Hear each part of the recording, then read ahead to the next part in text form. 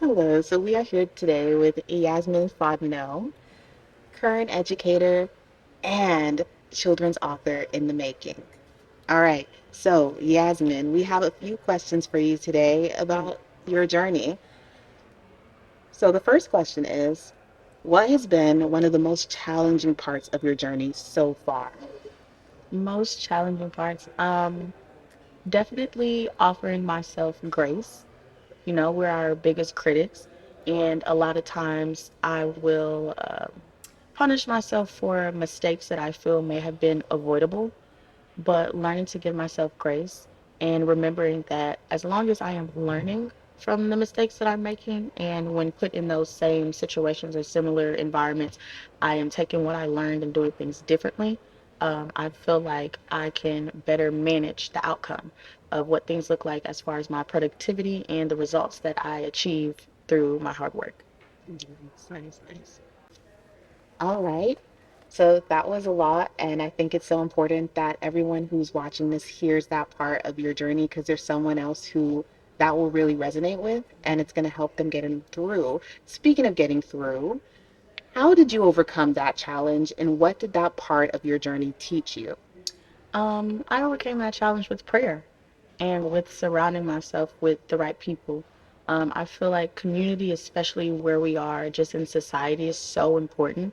Remembering that we can't do these things alone, but also remembering that we cannot put the responsibility of God's on our very human community members, but being able to turn to them and realizing, oh, maybe they're going through something similar, or even they may be able to provide a word for me. God uses us as vessels to help one another.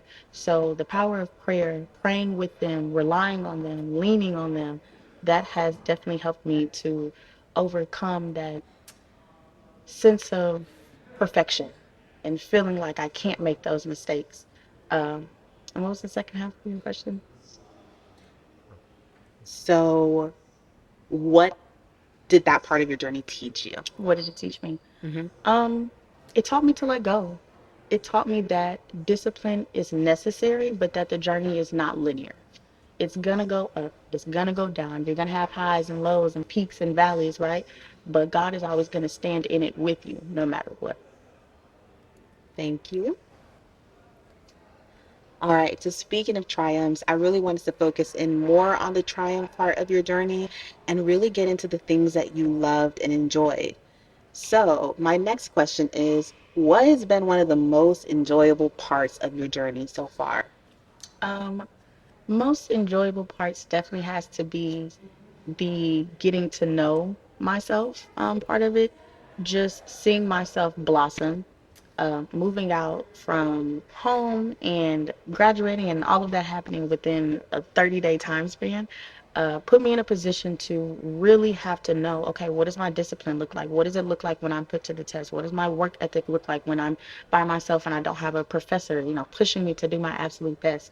But getting to know myself has been painful, but equally, if not more, beneficial because it allows me to present more authentically and not fear what the consequence or the reaction from other people might be. And if I can interact with my world more authentically, then I can interact with my community more authentically, and I get back the love that I put out into this world. So knowing myself in that capacity, going in depth, searching, those things that we ask ourselves why, and we never really get to the bottom of those questions, but being able to do that and then do that with community, do that with God, that has definitely been the most enjoyable part of this journey thus far. Nice. And also, just kind of moving on from that question, because I heard a lot about authenticity. Hmm. How has really gearing into your authenticity helped you in your writing journey? That's a great question. Um, I definitely look back at some of my older writings and I'm like, okay, this is an interesting perspective. And it was authentic to that version of me. But even bits of it I found were performative because I knew that eventually, okay, I'm publishing this work. Someone else is going to read it. What are they going to think? But now that I'm more focused on being true to myself, being more authentic, the writing is for me. And it's going to resonate with whoever. And even just my spirit, my personality, my presence will resonate with who it's supposed to resonate with. So remaining authentic in that has allowed me to put pen to paper and not worry about what are other people going to think whenever they read this. So, as a current elementary teacher and a future children's author, okay, because I know you're working on that children's book, what is your favorite children's book right now and why? My favorite children's book is African American Children's Stories, and it is a book that has a plethora of different stories as well as songs. And it's my favorite book mainly because it holds a lot of value to me. I grew up reading it. It was a gift from my dad at a very young age, and I still have it in perfect condition to this day. And cracking open that book just brings me back to the innocence and the pleasure of my childhood. And in writing, that is something that I also want to provide for others. Thank you so much for that. Is there anyone who is currently in your space or in a similar space that inspires you, or you could even see yourself potentially working with one day? Yes, actually, the answer to that is you. You actually really do inspire me.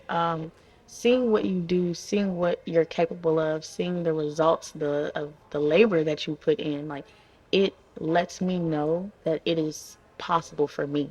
And that's something that I definitely pull from you and a few other people as well. That okay, just me being authentic, me chasing my dreams, me keeping God at the center, me creating this community for myself, we never know who's watching us. And I wholeheartedly believe that what we do a lot of times is to show others that it's possible for them.